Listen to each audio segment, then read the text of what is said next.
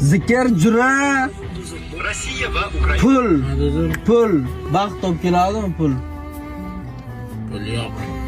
Qanday baxt topib kelmaydi? Puling bo'lmasa, na biron joyga sayohatga borasan, na xohlagan narsangni sotib olasan. Hammasiga pul kerak, pul. Sen uchun shunday, sen shunaqa fikrdasan. Hamma narsani ham pul bilan hal qilib bo'lmaydi.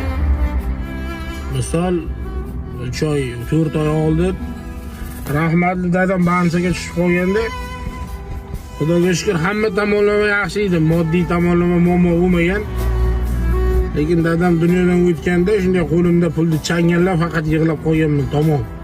Agar pul hal qilganda mendan katta pulni dahshat ushlab turgan odamlarni yaqinlari dunyodan o'tmasdi yoki qanaqadir kulfatlar bo'lmasdi.